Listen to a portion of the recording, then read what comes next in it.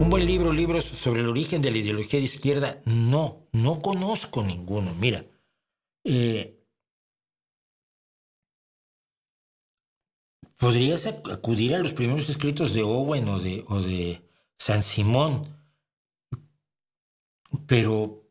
yo no tengo claro libros sobre el origen y el desarrollo del pensamiento de izquierda. Por el pensamiento de izquierda, que es el pensamiento que comienza con la Revolución Francesa, eh, es decir, que comienza cuando te planteas que las estructuras sociales no son inamovibles, sino que puede haber mayor justicia para quienes sufren más, eh,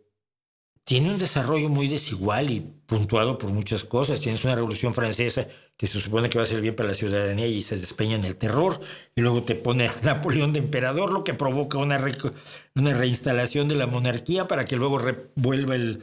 emperador sobre Napoleón III, para que Francia finalmente se organice más o menos en una república. Tienes una izquierda que tiene una cierta serie de planteamientos, llega el marxismo y de pronto se apodera de toda la izquierda durante más de 100 años, hasta que la socialdemocracia post Segunda Guerra Mundial dice, esto no funciona, tenemos que abordar las cosas de otra manera. Entonces, yo he escrito mis propias historias y hago te recomiendo, por ejemplo, la historia del socialismo que hago yo en este canal está, cuando yo hago la formación de militantes del Partido Socialista Obrero Español, de aquí de mi localidad, tengo subido en el canal una historia de dónde sale el socialismo, cuáles son sus vertientes y cómo llegamos a la socialdemocracia actual en la que yo creo.